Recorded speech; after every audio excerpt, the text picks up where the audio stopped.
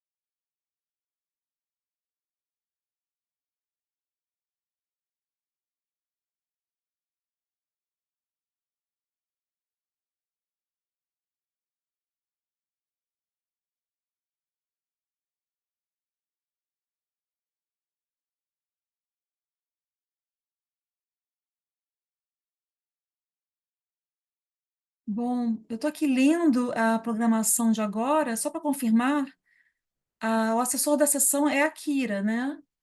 Akira Aikio Galvão. E Oi, os trabalhos. professora Ana, tudo Oi, bem? Akira, tudo bom? Ô, Ju, você É a Ju, mesmo! tudo bem? Prazer! Sabe que eu tô Prazer, aqui? Eu tô aqui só para dar um início no lugar do professor Davi José, perfeito. É a porque ele Kira, vai. sim, É Akira, respondendo a porque pergunta. ele está saindo de uma palestra lá no Gran Rio às 6. E aí são os minutinhos que ele tem para poder iniciar aqui a sessão como moderador. Professora Rejane, Perfeito. Oi, eu estou na professora sessão Rejane, certa? tudo bem? Do Davi, né? Boa tarde, gente. Está na sessão Boa certa. tarde. É porque a Boa minha tarde. sessão terminou um pouquinho mais cedo. Aí eu entrei, Ana. É por Que isso. bom, que bom. É por isso. Tudo bom, Ju? Eu estou bem. E você, como está? Tô bem, tô bem. Estava na sessão com a Cristiane, inclusive. Boa tarde aí para todo mundo. Tudo. Boa tarde. E a Kira é assistente dessa sessão, né? Isso, Akira isso assistente. mesmo. A Kira já está chegando já. Uhum. E tem 4 trabalhos a serem apresentados. Isso. O professor Davi vai ser atrasar um pouquinho, então a gente está aqui tentando cobrir ele, né, professor? Exatamente.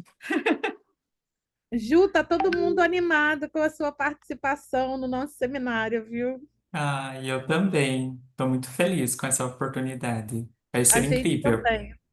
A gente também. E, Jane, eu escrevi para a a FAPERJ já disse, desculpa entrar nesses assuntos assim burocráticos e um pouco de privacidade, mas a FAPERJ já disse que eu posso já liberar as diárias, Ah, então ótimo, né? perfeito. É, Ela falou que é então, importante, a FAPERJ botou assim, não, é importante se liberar para poder viabilizar as pessoas irem. é, é, com Então vou certeza, proceder. com Daqui a certeza. pouquinho eu faço isso. Mas olha, muito bacana, muito legal mesmo. Eu vi que a postagem tá lá com várias curtidas, né? Sim, muitas interações, né? É, Que é, alegria. E a gente vai ter assessoria de imprensa. tá muito chique esse evento. Tá muito chique. E aí pode ser, Ju, que vocês venham a ter que ajudar o jornalista a redigir mais sobre a parte da palestra de vocês, para poder tentar veicular, divulgar, né? Ah, Reverberar o que perfeito. foi. Nós o estamos que- à disposição. Uhum, Ah, contem que bom, conosco. que bom, que bom. Boa tarde, boa tarde. Oi, professora Ana, Oi, professora Akira! Regiane, tudo bem? Oi, pessoal. Tudo Como bom? então? Tudo, Akira. Podemos dar início, ó, são quase 6 horas. Esperar um minutinho, né? Espera um minutinho. É, vamos começar em ponto, né? Acho que é melhor. Não.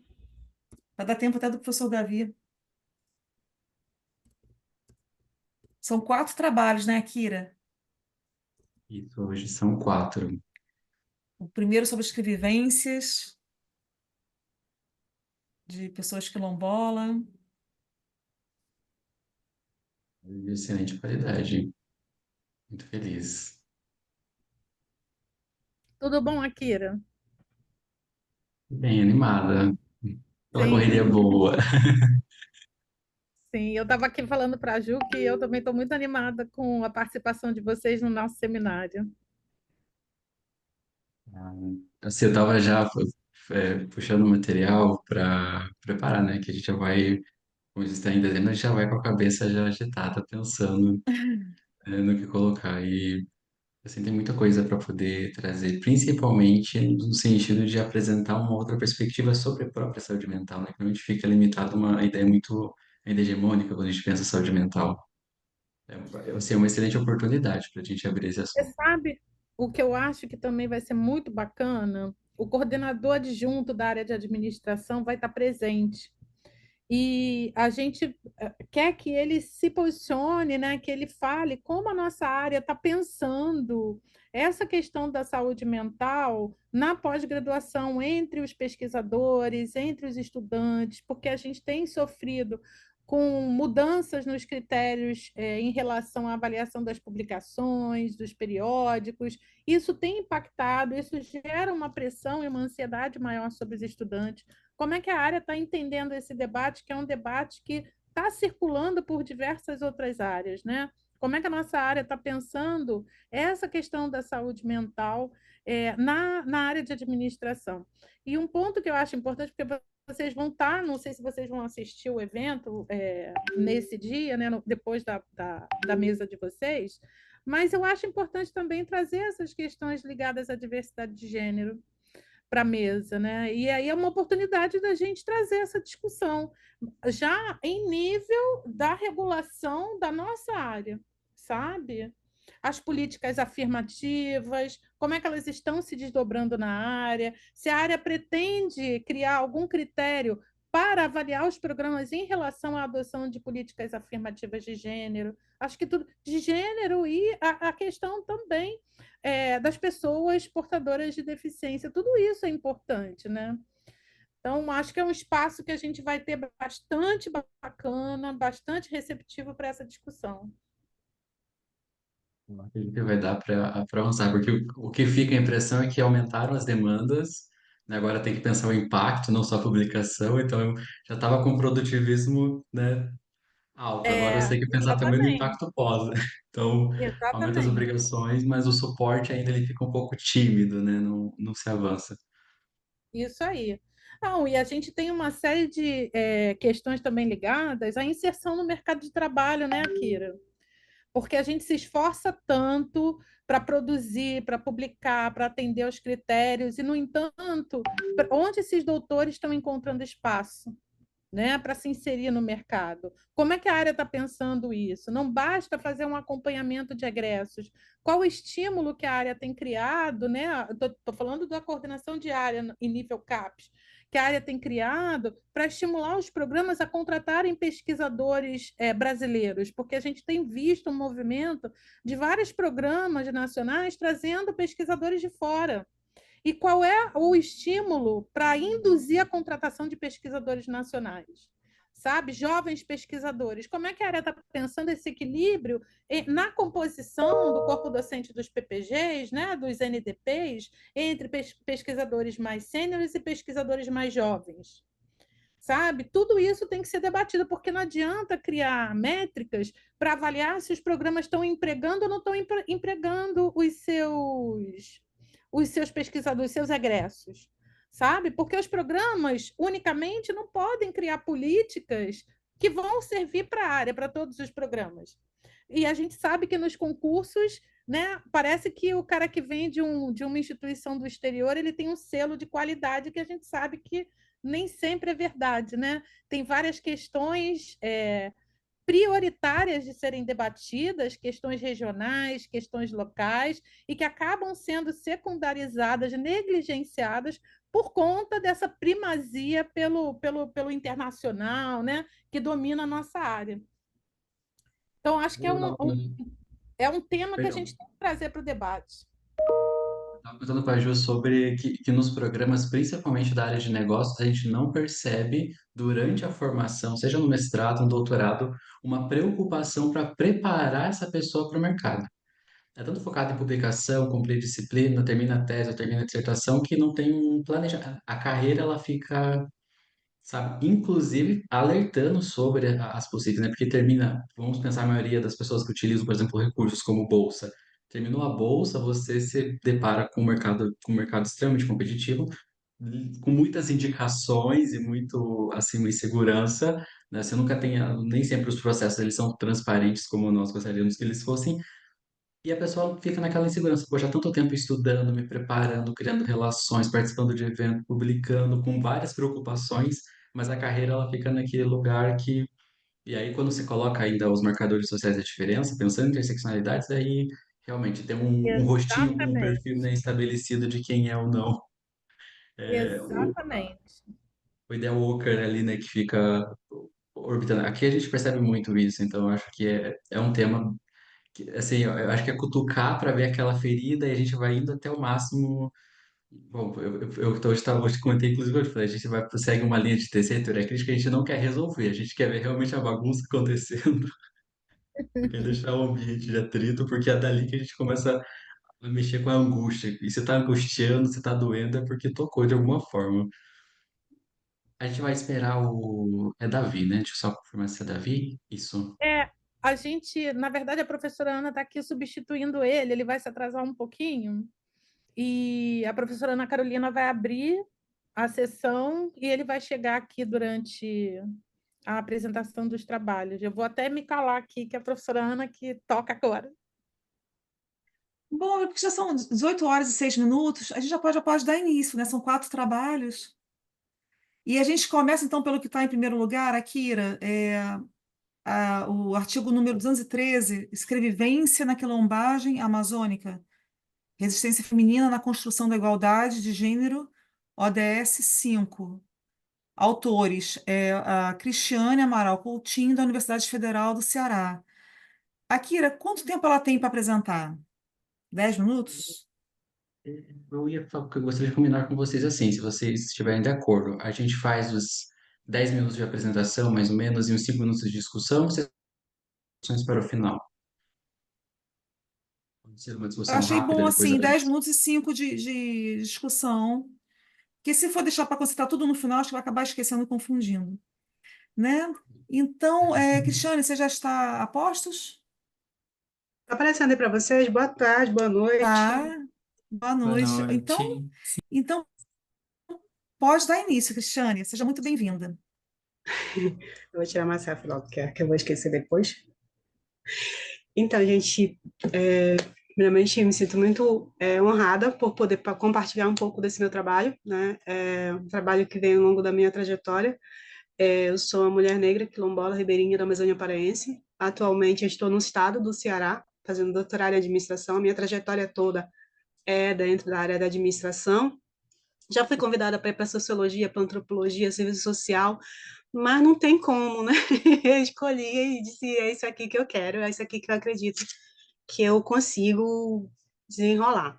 Então, eu trago um recorte, né, da minha dissertação, não foi apresentado junto com o material da dissertação durante o mestrado, faz parte de uma pesquisa maior. Eu fiquei em dúvida, porque um pouco mais cedo, né, eu tive uma sessão e aí para mim, eu tinha colocado que essa é uma parte integrante de uma pesquisa maior. Eu fui lá conferir no artigo, realmente tá, acho que está num parágrafo da introdução, que consta que é uma parte de uma pesquisa maior. Acho que falta só ajustar o trâmite.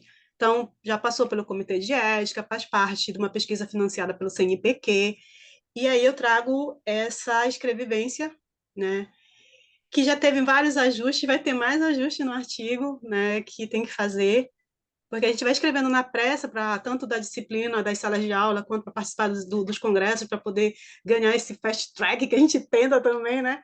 E aí a gente acaba atropelando os textos, mas já está tendo alguns ajustes, conforme os avaliadores mandaram para mim, algumas sugestões para esclarecimento e tudo mais, e vai ter que fazer mais coisas também, se a gente quiser publicar realmente.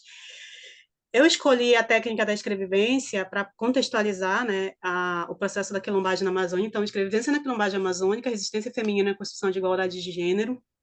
É um trabalho que vem dizendo muito sobre nós, mulheres quilombolas, principalmente eu, como uma mulher quilombola que atravessa o território da Amazônia para dentro do meio do campo científico, né?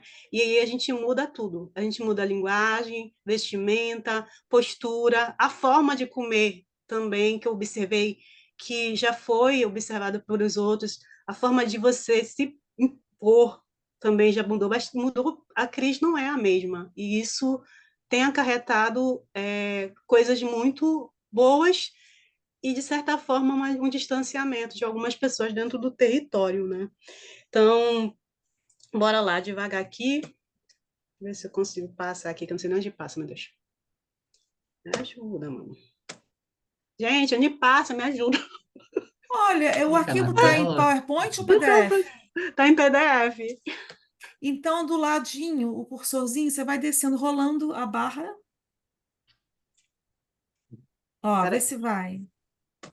Foi, né? Então, bora Ó, lá. tá indo, ó, Então, foi. essa pesquisa ela nasceu dessa minha vivência, né, como pessoa, então eu vou colocar bem claro, a pessoa que está dentro do artigo é eu, Cristiane Manuel Coutinho, vai ter os ajustes para a gente tentar ir para uma revista, né, vai ter os ajustes desse nome aí que vai ter que não encobrir, mas também fazer os ajustes necessários para dentro da área de administração. Como é uma parte integrante de uma pesquisa maior, a pesquisa maior é da sociologia, né, da antropologia, do serviço social. E eu fui convidada para fazer parte durante o mestrado de administração. Eles estavam procurando uma quilombola, então eles falaram, olha, tem a Cris lá no FPA, na Federal do Pará.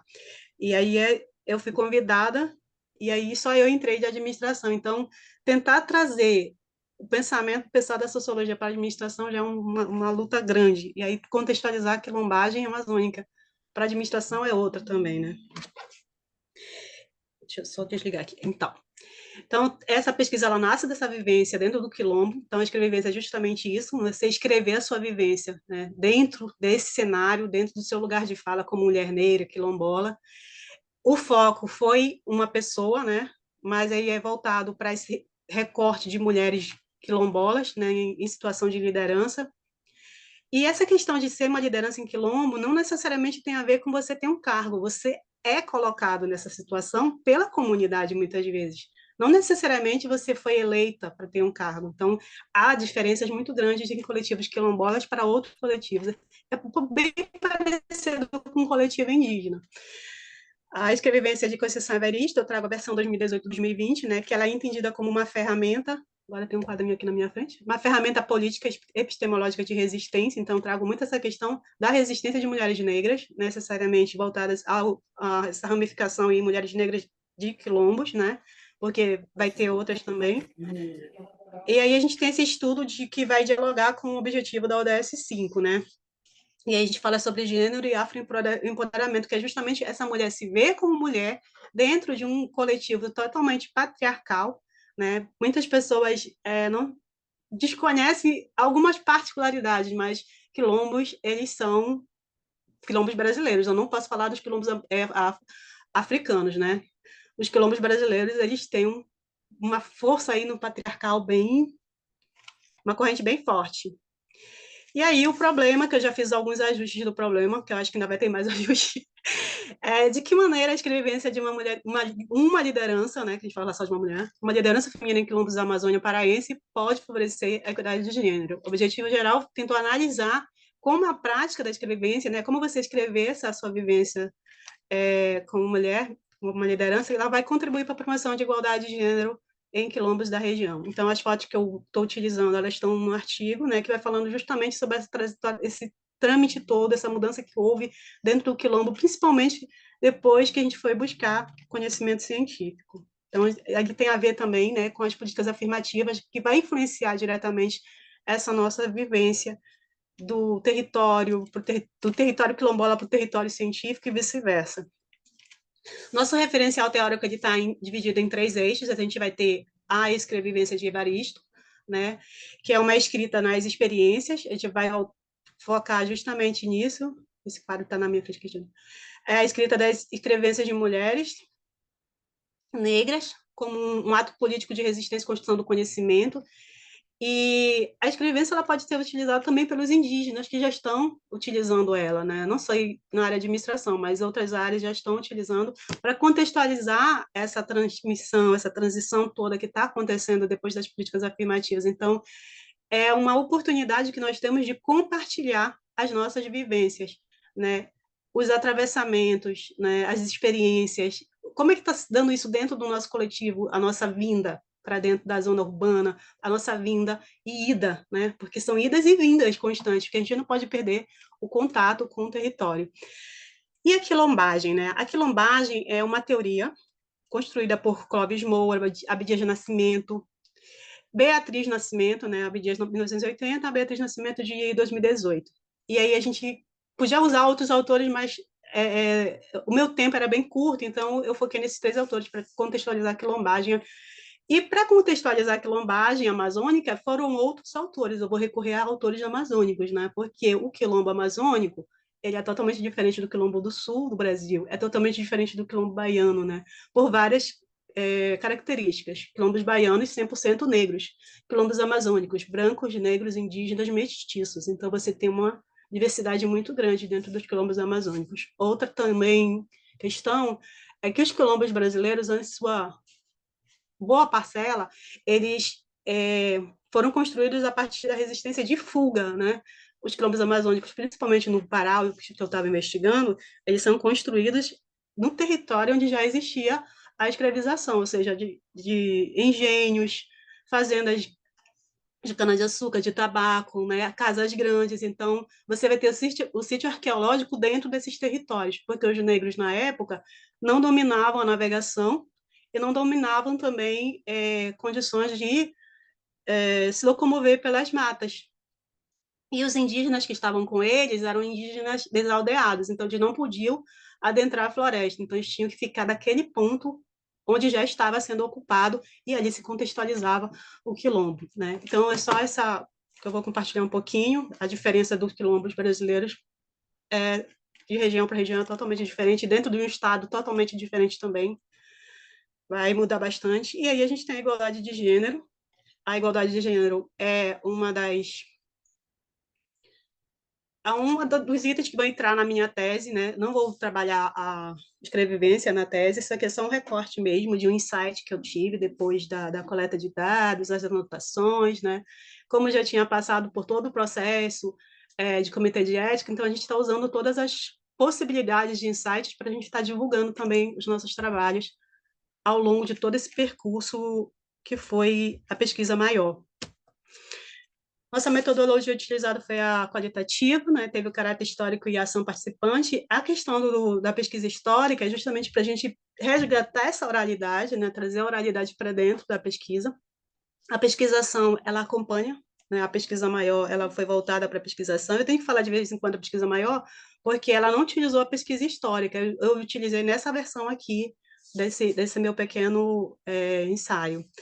E aí a gente vai ter a pesquisa histórica, né, resgate da memória, das trajetórias de liderança, que foi a conversa que a gente foi tendo com as mulheres, a observação que eu fui vendo em que era importante trazer para dentro do artigo. E a pesquisação participante, que vai envolver diretamente a comunidade, né? Foi a comunidade quilombola de Alto do Cará, que é composta por 8, é uma associação composta por 8 comunidades. Mas por que comunidade e associação? Porque o quilombo é engraçado, que quando ele se contextualiza, ele escolhe o nome dele. Então, ele escolheu o nome dele de Associação de Moradores Agricultores Remanescentes Quilombolas de Alto do Cará, Marco Alto. Mas a Fundação Cultural Palmares, né, ela foi lá e disse o seguinte: olha, eu gostei do nome Comunidade Quilombola de Alto do Acará. Então, nós recebemos o nome escolhido por nós, e aí a Fundação Palmares foi lá e escolheu o nome que ela queria. A gente tem que aceitar, né? Fundação Cultural Palmares emite a certificação de reconhecimento. Então, nós temos 2 nomes. E aí as técnicas foram entrevistas narrativas. E aí, como é que tu fez a entrevista contigo mesmo, meu Deus do céu? Simples. Eu sentei com as professoras e elas foram me orientando de como você não colocar você. E aí acabei cometendo a gafe de colocar meu próprio nome. E aí deu um rolo todo, mas eu estou fazendo os ajustes para melhorar esse negócio todo, que está um bolo só. Mas o artigo é bom, por isso que ele passou no SEMEAD. E aí a gente tem os relatos da escrevivência, que é meu relato de vida, que vai sendo desenrolado ao longo do processo, né, de como eu vou me ver dentro desse cenário, por que eu fui fazer essa pesquisa sobre mim para trazer, É, foi a deixa, forma com que as deixa, mulheres me olhavam, né? Oi? só, desculpa te interromper, só para avisar que faltam um minutinho, e aí você pode continuar a apresentação, só que aí ele vai reduzir dos 5 minutos da apresentação, tá bom? Da discussão. Aí a gente fica para o final da discussão, tudo bem? Ok. Aí eu fui com do olhar das mulheres que elas estavam falando sobre a importância que teve a minha vinda para dentro da graduação, eu vi a importância de compartilhar essa experiência. E aí está a participante-chave, né, Cristiane, uma mulher negra quilombola ribeirinha. Atualmente, eu ainda sou liderança. Nessa época, eu tomava conta da coordenação de mulheres. Hoje em dia, por estar no estado do Ceará fazendo doutorado, eu tive que sair do cargo, mas ainda sou vista como liderança. Aqui é um recorte que está dentro do artigo, que é bem interessante, que vai falando sobre a evolução, né, de como a gente vai se organizar para ter a coordenação. A associação começa em 2009, mas em 2015 que essas mulheres conseguem se reunir para criar uma coordenação de mulheres. E aí vai tendo todo o trâmite da mudança. Um pouquinho das considerações para a gente ir encerrando. A escrevivência ela se mostra uma prática decolonial e emancipatória, ela permite a gente ter essa troca de experiência e esse empoderamento ele vai aumentando, o afroempoderamento que a gente fala, principalmente nesse reconhecimento de você se reconhecer como mulher, porque dentro de um quilombo eu observei que tem muitas mulheres que não se veem como mulheres, como pessoas que têm voz, pessoas que podem contribuir para o diálogo, para o debate. E aí a gente tem o protagonismo das mulheres quilombolas, né, que precisa de alguns ajustes, como eu falei, porque nós estamos falando de uma mulher que vai interferir, né, em várias outras situações. E aí a valorização dos saberes locais, que ela pesa muito, e as experiências de resistência que vai ser compartilhada de várias outras formas. Eu encerro com uma frase que a gente sempre fala, que nós somos a extensão do território, porque por mais longe que estivermos do nosso território, né, que esse território fica no município de Acará, e eu estou no outro estado, mas essa conexão com as águas, com as matas, é o que faz com que a gente reconheça que a gente precisa voltar um dia, ou que a gente tem que retribuir tudo que nós estamos vivenciando dentro da universidade, precisa ser retribuído para dar voz às outras mulheres, às outras meninas que estão dentro do território.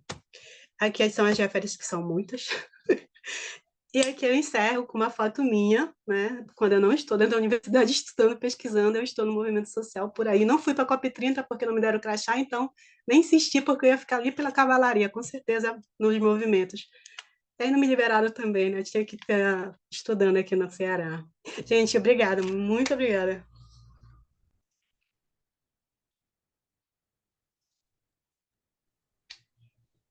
Parabéns pela apresentação. Muito bom. Vitor fala, Cristiano, eu sou paraense também. Já estive no município de Acará, mas não na comunidade, tá? Muito bom, o Vitor fala, muito bom acompanhar aí o teu trabalho. Gente, me perdoe o pequeno atraso, cheguei após o início da abertura, porque em função de um outro compromisso, a professora Ana Mota e a professora Regiane estavam no apoio, eu já estou assumindo aqui. Eu acho que o Akira está apoiando, é isso, Akira? Isso, eu tô aqui no suporte. Qualquer coisa, cuidando Show, do horário também. Acho que eu vou fazer uma conta chata do maneiro, horário hoje, então. tá bom. A gente tem outros trabalhos na programação, eu acho que a gente, por regra, já segue para a próxima apresentação ou a gente guarda um tempo para debate? A gente pode fazer um debate rapidinho de 2 minutos. Se alguém quiser comentar ou fazer alguma pergunta, aproveitar que a Cristiana está quente com o conteúdo que eu vou te apresentar, acho que até é bom. É, eu acho que, primeiramente, quero abrir para as pessoas da sala, ou se o professor Davi também gostaria de fazer um comentário sobre o trabalho, e a gente segue para o próximo. Gostaria de abrir primeiro para as pessoas na sala, se alguém tem algum comentário, senão a gente. Eu queria comentar. Nossa, que estranho Pois ver meu não. nome completo aqui, meu Deus do céu. Bom, eu sou o Lula Rodrigues, e eu queria agradecer pelo seu artigo. Eu tô pesquisando também gestão decolonial, né? Então, trazer essa pauta para a administração não é trivial, né? Não é simples, a gente está abrindo caminho. E seu artigo me ajuda em vários aspectos, desde a conexão afetiva, né? Então, eu me sinto, de certa forma, é, com vocês, né? Aquilombando, mas em questão de referência também, né? Eu já estava pensando em usar mais a escrevivência e você me traz bastante referência, e força, né? Para começar a trazer métodos e caminhos não hegemônicos para nossa pesquisa, né? E eu gostei muito de você trazer escrevivência como ferramenta política, né? Dentro da universidade. Então eu queria deixar o agradecimento aqui para você.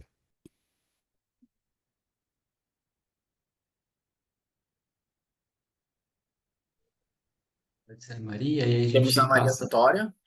Isso, aí se a Cristiane quiser fazer um comentário, a gente passa para a próxima apresentação, tudo bem? Tá bom. Boa noite, posso falar? Vocês estão me ouvindo bem? Sim. Parabéns pelo teu trabalho, eu achei bem interessante. Eu acho que eu nunca tinha visto uma apresentação nessa linha.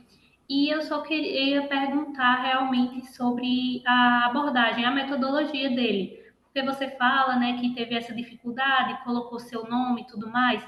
Então, assim, eu não sei, né? É uma pergunta mesmo. Se ele não se encaixaria numa etnografia ou algo nessa linha.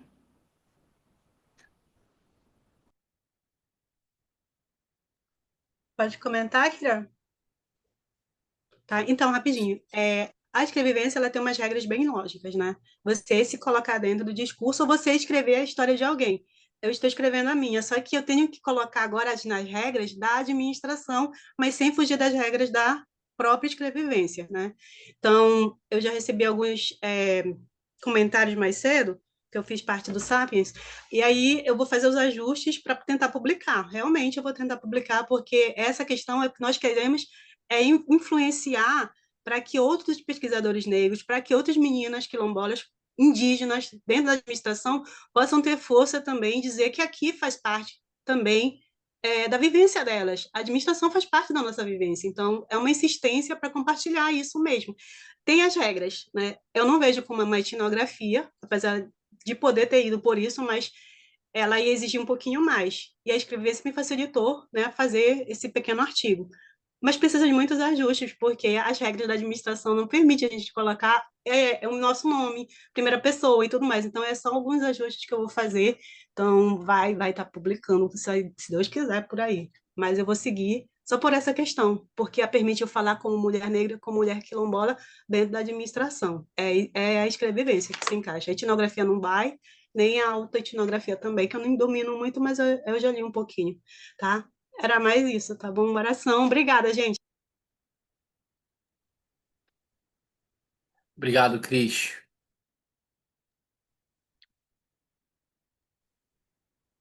Vamos seguir para o próximo que está na ordem.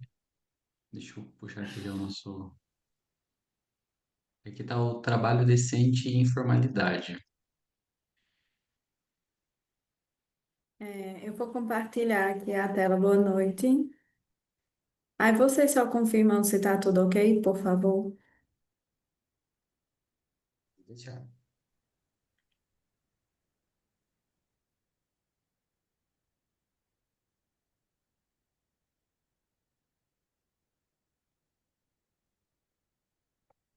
Tá projetando para vocês? Não a tela cheia ainda, Não mas a está gente a tela consegue. cheia. Tá, deixa eu tentar aqui outro suporte. E agora? Agora sim. Agora sim. Assim, Vocês me ouvem bem? Sim. Sim.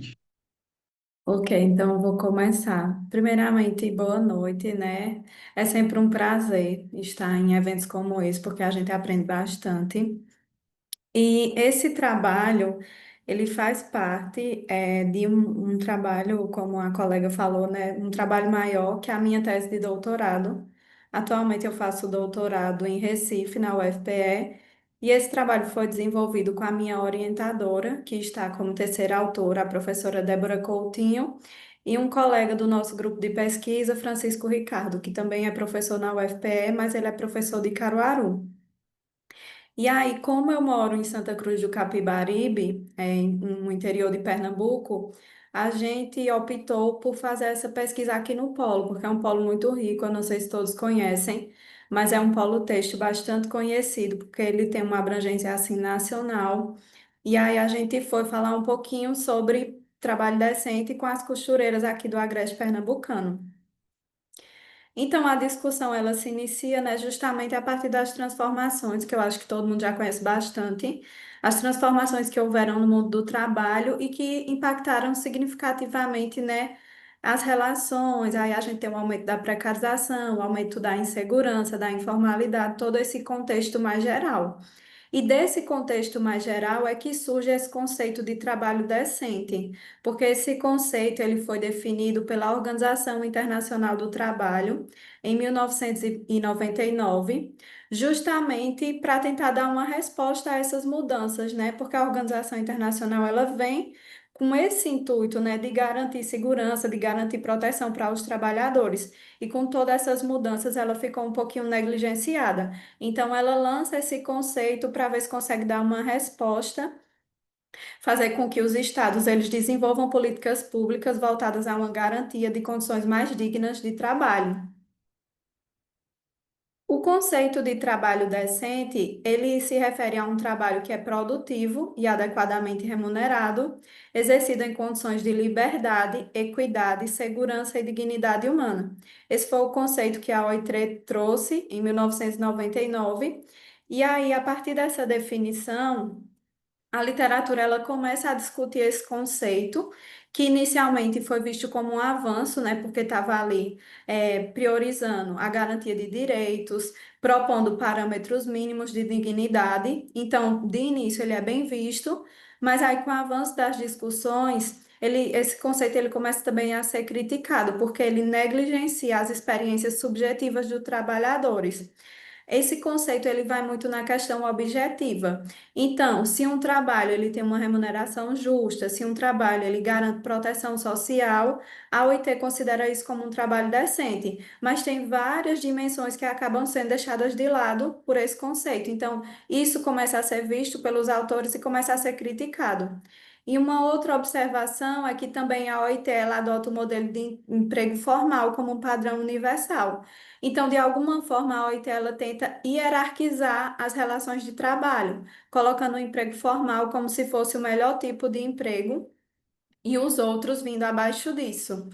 E aí, diante dessas limitações, né, que foram colocadas pela literatura, os autores eles começam a destacar a importância de ampliar esse conceito, de ampliar essa noção de trabalho decente, incorporando as percepções dos próprios trabalhadores. E é justamente disso que surge esse trabalho.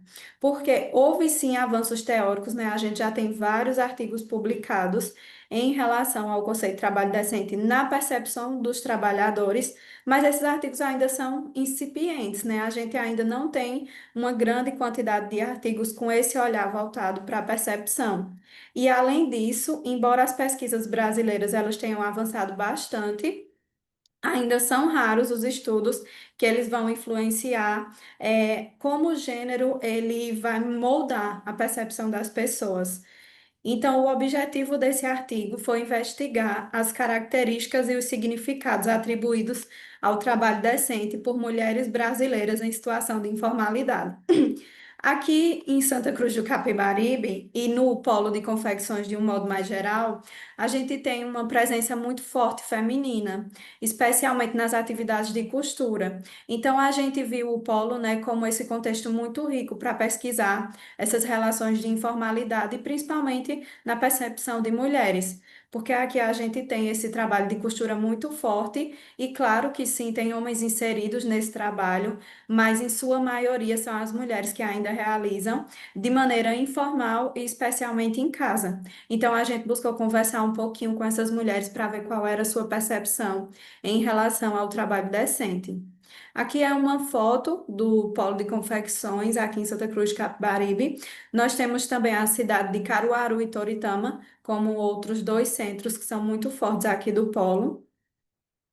Em relação aos procedimentos metodológicos, o tipo de pesquisa para esse artigo foi pesquisa qualitativa básica, fundamentado na abordagem narrativa.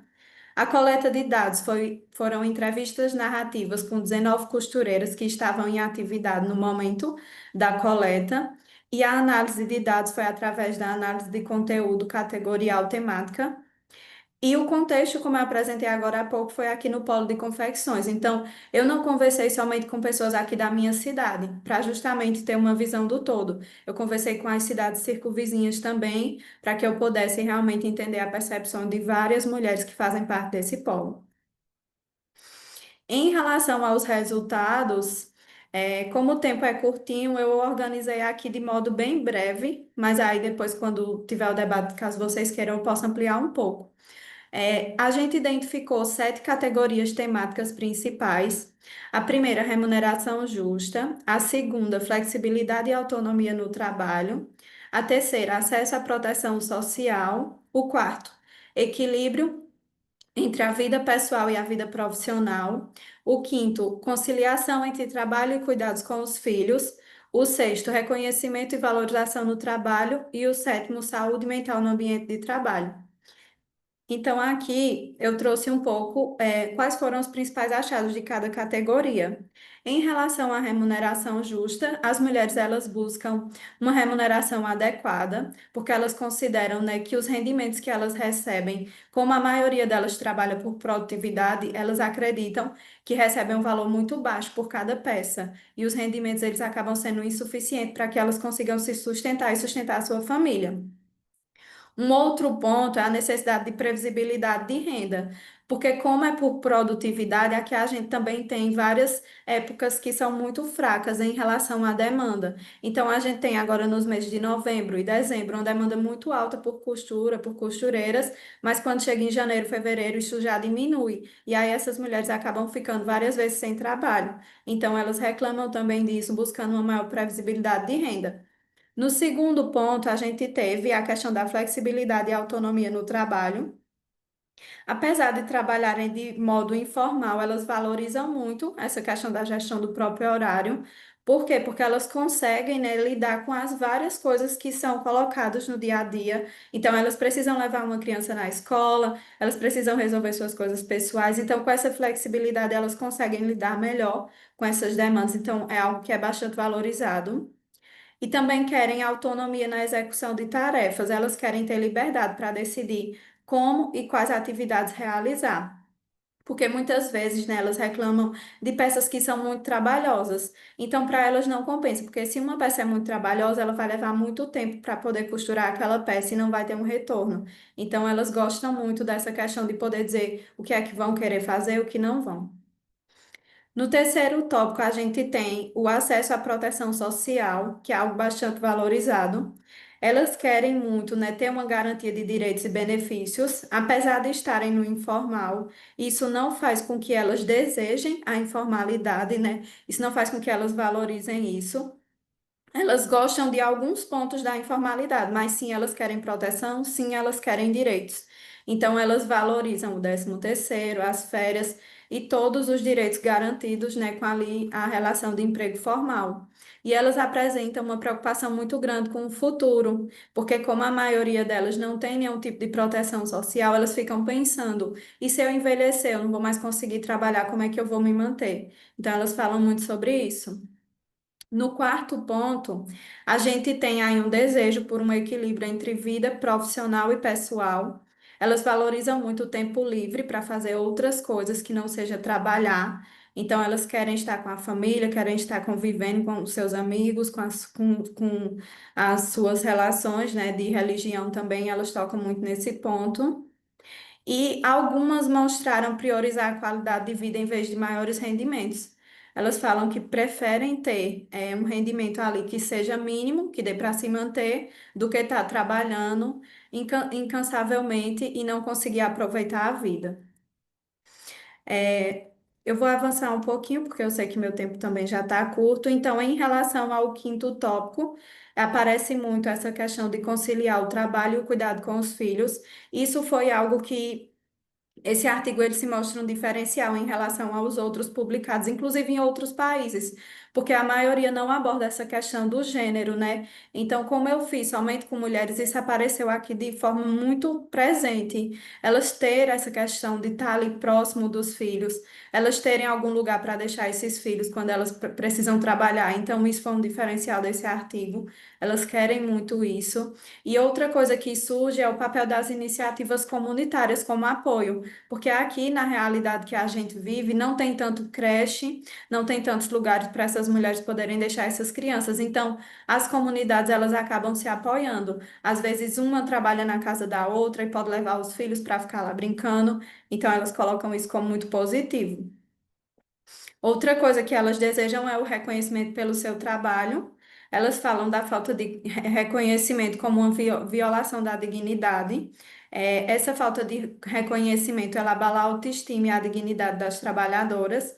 E elas também valorizam gratificação simbólica. Então, quando elas falam de reconhecimento, não é só no sentido de salário. Elas falam sim em salário, falam sim em remuneração, mas aqui elas falam algo além disso, uma questão de ser valorizadas pela profissional que é, pelo trabalho que realiza. E como sétimo ponto, encontramos a saúde mental no ambiente de trabalho, que se mostra uma preocupação. Apesar de ter sido colocada como a categoria com menor frequência, mas isso apareceu ainda dentro dos dados, né, que foram coletados. Então, elas valorizam a importância de suporte psicológico. Algumas delas já tinham passado por situações no ambiente de trabalho e tiveram acesso a um suporte psicológico, então elas valorizaram muito esse cuidado das empresas. Falam também em efeitos da carga excessiva de trabalho. Quando existem jornadas exaustivas e uma pressão, isso acaba comprometendo o bem-estar mental. E como eu fiz pesquisa com as mulheres, apareceu a questão do assédio, assédio moral e também assédio sexual. Muitas relatam que foram para o ambiente doméstico justamente por vivências de assédio, porque o patrão oferecia dinheiro para que elas saíssem com eles, elas tinham que estar ouvindo piadinha. Então, por conta de algumas vivências, elas optaram por trabalhar em casa. As considerações finais. Nós identificamos que as participantes elas atribuem ao trabalho decente sentidos que estão dentro dos parâmetros da OIT. Então, elas falam em questões objetivas como remuneração, proteção, mas também os dados vão além disso, porque elas valorizam uma remuneração justa, mas elas valorizam também saúde mental, conciliar trabalho com cuidados e outras questões que aparecem aí. Então, eles vão além dessa visão da OIT. E o estudo amplia o conceito de trabalho decente, principalmente por incorporar essa perspectiva de gênero e do contexto sociocultural. Pronto, eu encerro aqui minha apresentação. Peço desculpas se tiver ido rápido, mas como era muita coisa, eu quis fazer de forma mais resumida para não tomar o tempo dos colegas. Obrigada pela atenção.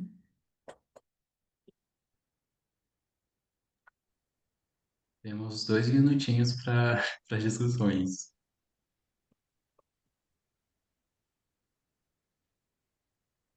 Por gentileza. Se não tiver ninguém na frente, queria primeiro parabenizar a Paloma pelo trabalho. Obrigado, Paloma, por trazer para a gente a realidade do trabalho específico, do segmento que você analisou. Foi muito legal. Queria perguntar de você se, além da ampliação do conceito de trabalho decente, você também já tem na sua pesquisa, já visualiza propostas de mecanismos de proteção social que também apoiem ou modifiquem o atual estado de proteção do trabalho, que o conceito de trabalho decente, que não tem uma visão, poderia se dizer assim, interseccional, não, se eu estiver errado, me corrija, tá? Ou não tem uma visão com recorte de gênero. Então, consequentemente, os mecanismos de proteção também não devem ser eficazes, porque também não levam em consideração esse elemento. Então, não sei se você já está vendo na sua pesquisa, no próximo passo, essa proposta, né? Você mostra claramente que é possível ampliar o conceito, né, de trabalho decente, mas aí um segundo momento talvez você já esteja pensando numa arquitetura que promova melhor proteção para a mulher no meio ambiente de trabalho dentro desse nicho específico pernambucano, né? Ou, claro, dentro da indústria de tecelagem, etc. Assim. Dentro, né, dessa pesquisa, a gente conseguiu conversar com um coletivo de mulheres costureiras aqui de Santa Cruz de Capibaribe, e elas já são bastante organizadas politicamente. Então, a gente, enquanto grupo de pesquisa, a gente se uniu, a gente foi mais no movimento de ouvi-las, porque a gente não queria chegar com nenhuma solução pronta. A gente acredita que a solução ela deve ser construída em conjunto, né, com essas pessoas. Então, conversando, ouvindo as demandas, a gente viu que elas tinham muito essa ânsia por essa proteção e a gente está tentando formar uma cooperativa. A gente não iniciou ainda nada assim no sentido de burocracia, no sentido de colocar mais para frente, mas já iniciamos as discussões. É algo novo para elas, né? Elas não conheciam assim, já tinham ouvido falar, mas não conheciam de todo a questão burocrática que envolve. Mas a gente viu que elas se colocaram realmente abertas para essa questão. Então a gente está tentando construir isso junto com elas, porque a gente entende que, infelizmente, as formas de proteção que hoje estão oferecidas realmente elas não são suficientes. Algumas delas já contribuem, por exemplo, através do MEI, através do INSS autônomo, mas como aqui tem muito essa questão da sazonalidade, não é todo mês que elas conseguem pagar. Então, elas ficam desprotegidas. Então, a gente está nesse movimento de uni-las. É claro que isso vem muito delas, porque elas já eram organizadas, mas a gente pensa nesse movimento de construir uma cooperativa para que juntas elas possam realmente se proteger, criar ali um laço mais forte, porque até o momento elas se organizam em torno de conversas, em torno de eventos que são realizados, mas não enquanto uma relação de trabalho entre elas, sabe? Aí a gente está tentando construir junto, mas realmente é uma demanda, porque cada uma tem uma cabeça, né? Enfim, são várias coisas envolvidas. Mas foi muito feliz encontrar esse coletivo, porque eu não conhecia até me debruçar com a tese, com o conteúdo, enfim. Então, estamos construindo, tentando construir. Obrigado. Desejo sucesso aí nessa construção. E talvez seria legal tentar envolver o Ministério Público do Trabalho, que sempre, quanto uma agência institucional, pode dar um apoio bem grande em abrir portas, né?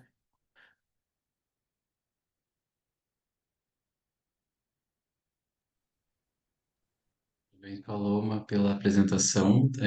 Eu vou somar a fala do professor Davi. Realmente, eu acredito que o teu trabalho ele tem um potencial de produzir políticas públicas, principalmente pensando que se nesse momento de trabalho ela já se vê nesse lugar de buscando trabalho decente ou tentando descrevê-lo, isso já é muito potente.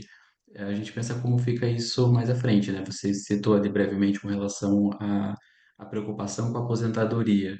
E normalmente essas mulheres elas assumem um papel de liderança não só dentro do seu próprio empreendimento, mas também dentro do lar. E como que fica isso nesse processo do envelhecimento, né? Então, quem está cuidando, a atenção que tem e realmente a realidade ela acaba castigando muito, principalmente quando são trabalhos que a sazonalidade influencia. Então, eu penso que o potencial de produzir políticas públicas é muito rico. Eu vou passar para a próxima apresentação. Alguém mais gostaria de fazer algum comentário? Posso fazer um comentário bem rápido, Akira? São dois, na verdade. É falar que assim que eu comecei a ler, eu já lembrei daquele documentário. Eu tô me guardando para quando o carnaval chegar, que é em Toritama, né? De cara, assim. E aí, agora você apresentando, Paloma, me lembrou um pouco um trecho do livro do Nego Bispo, que chama Terra Dá, Terra Quer, que ele fala sobre o trabalho e ele traz uma perspectiva que eu acho que dialoga de alguma forma com o que vocês estão criticando, assim, que eu acho legal. Que ele traz a perspectiva do trabalho como adestramento. E aí eu acho isso muito forte, assim, muito crítico. E eu acho que dialoga um pouco com o que vocês estão trazendo, assim, né? Quando vocês falam sobre a Organização Internacional do Trabalho, sobre os critérios universais, né? É, eu sinto um pouco de ser essa coisa de tentar colocar todo mundo do mundo numa forma, né? Numa mesma forma internacional, né? Universal, né? E no final talvez seja uma tentativa de adestramento da gente aqui no nosso território, né? No nosso local. Então só queria deixar essa referência do Nego Bispo, numa perspectiva crítica também. Talvez não ajude muito na construção de políticas públicas, aí tem que decidir, né? Se a gente vai mais morder ou assoprar, mas acho que são caminhos. Muito obrigada. Se me permite, só para encerrar, foi bem interessante essa sua fala, porque esse artigo que eu produzi só com mulheres foi um primeiro esforço, sabe, para eu conseguir entender as coisas da minha tese. E quando eu me aproximo dessas mulheres, eu entendo que muitas delas, elas não realmente não querem o formal, e não por não querer direitos, não por não querer remuneração, mas porque o formal não atende mesmo às necessidades dessas mulheres. E aí, na minha tese, eu começo a dialogar com essa questão do formal e informal, até onde o formal consegue atendê-las, até onde não. E aí eu amplio muito, sabe? Porque parece que elas não querem direitos. Não, elas querem, mas elas querem algo além, sabe? Então entra aí na escala 6 por um, enfim, várias questões que, como você falou, a OIT ela quer colocar todo mundo nessa caixa, como se esse emprego ele atendesse a todos, e na verdade não. Então, na tese eu consigo discutir isso bem assim, bem além do que eu consegui trazer aqui. Mas muito obrigada, já anotei aqui sua indicação. Obrigada, pessoal. Vamos passar para o próximo trabalho. Informalidade e precarização. A realidade das mulheres que trabalham por conta própria no São João da Roça do Caruaru. Boa noite, vocês conseguem me ouvir? Sim. Eu vou iniciar a apresentação e aí vocês também me informam se está aparecendo tudo ok.